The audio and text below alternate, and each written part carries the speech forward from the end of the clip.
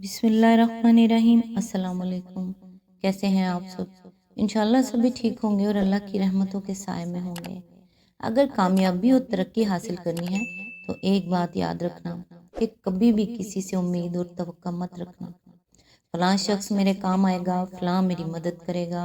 नहीं, ऐसा नहीं होगा, क्योंकि इंसान की ज़ात में ख़ताएं और भूल मौजूद है।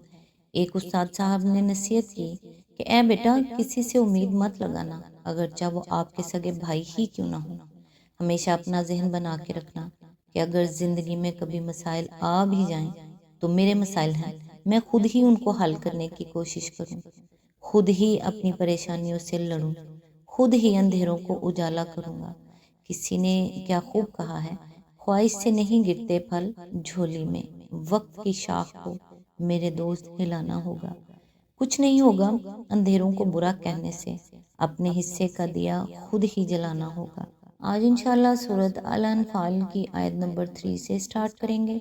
औज़ बिल्लाहि मिनश शैतानिर रजीम, बिस्मिल्लाहिर रहमानिर रहीम।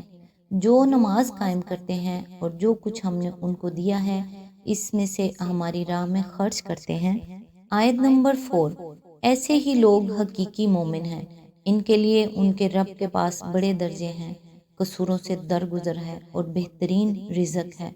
इसकी तफसीर है, कसूर बड़े से बड़े और बेहतर से बेहतर अहले ईमान से भी सरजद हो सकते हैं और हुए हैं। और जब तक इंसान इंसान है, ये मुहाल है कि उसका नामा अमाल सरासर म्यारी कारनामों ही पर मुश्तमिल हो और लग्जिश कोताही खामी से बिल्कुल खाली रहे।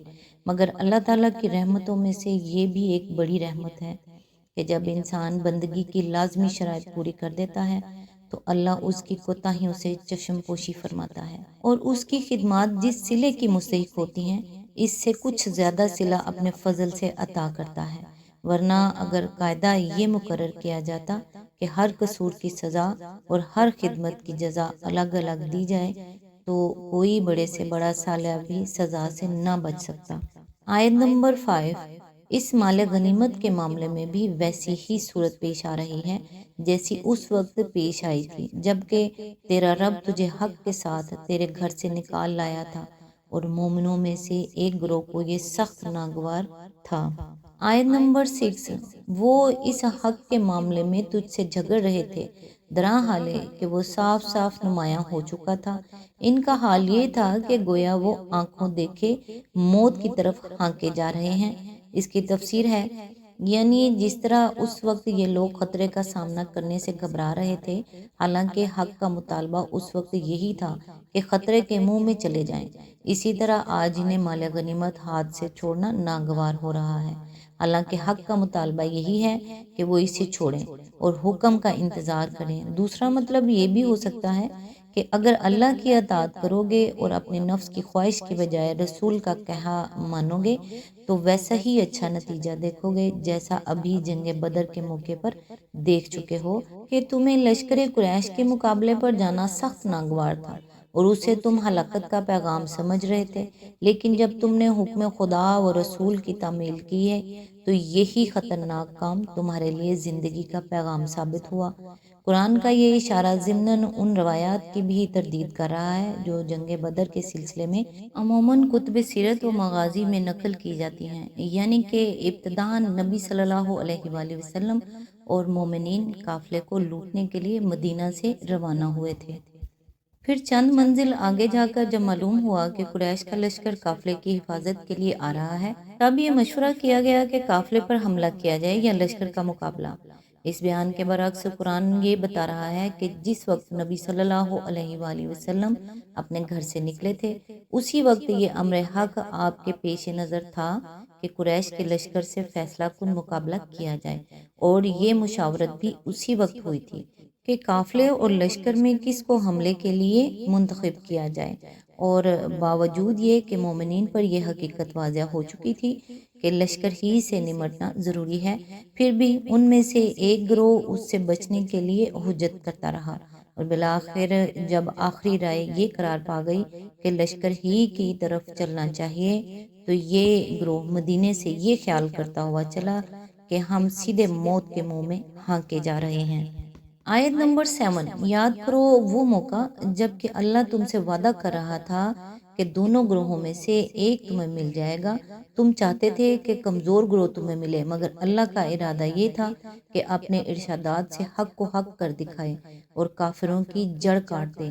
اس کی تفسیر یعنی تجارتی قافلہ یا لشکر قریش، یعنی قافلہ جس کے ساتھ صرف 30-40 محافظ تھے۔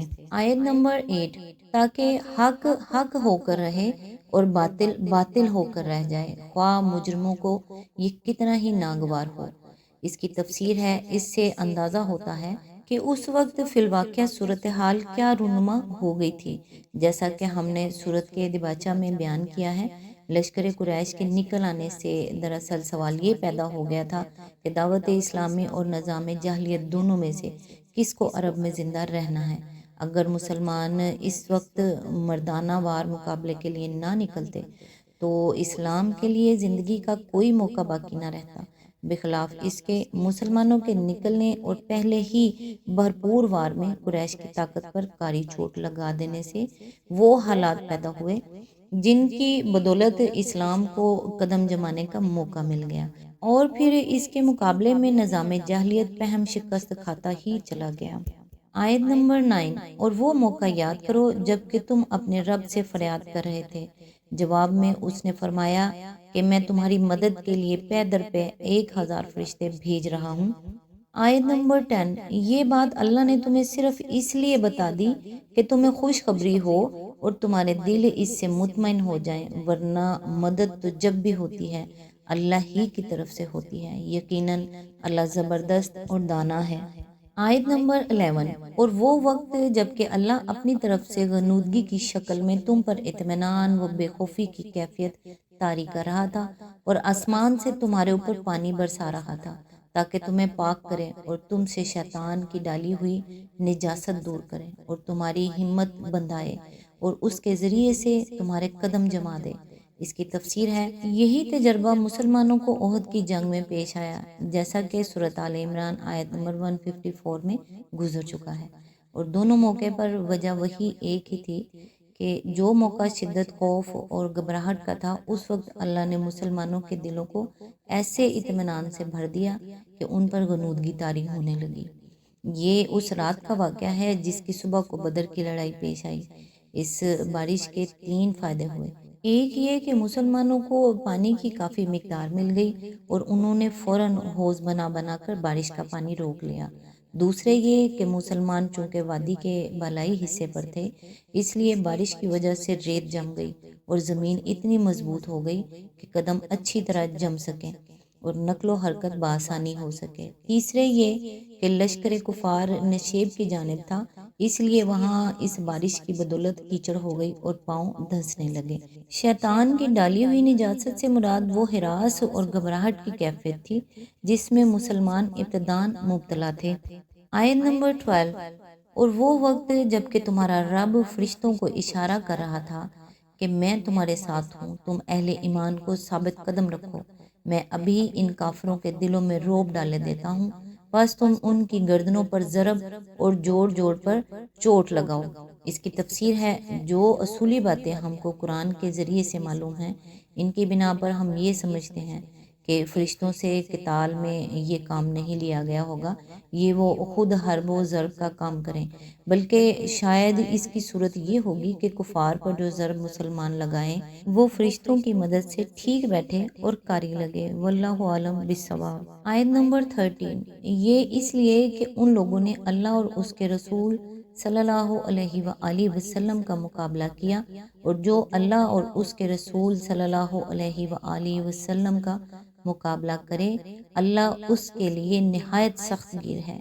اس کی تفسیر ہے، یہاں تک کہ جنگ بدر کے جن واقعات کو ایک ایک کر کے یاد دلایا گیا ہے، اس سے مقصود دراصل لفظ انفال کی معنویت واضح کرنا ہے۔ ابتدا میں ارشاد ہوا تھا کہ اس مال غنیمت کو اپنی جانفشانی کا ثمرہ سمجھ کر اس کے مالک و مختار کہاں بنے جاتے ہو، یہ تو دراصل عطیہ الہی ہے اور ماتی خود ہی اپنے مال کا مختار ہے۔ اب اس کے ثبوت میں یہ واقعات گنائے گئے ہیں کہ اس فتح میں خود ہی حساب لگا کر دیکھ لو کہ تمہاری اپنی جانفشانی اور جرت و جسارت کا کتنا حصہ تھا اور اللہ کی عنایت کا کتنا حصہ۔ آج تک کے لیے بس اتنا ہی۔ نیکسٹ انشاءاللہ آیت نمبر 14 سے سٹارٹ کریں گے۔ تب تک کے لیے دعاؤں میں یاد رکھیے گا۔ اللہ حافظ۔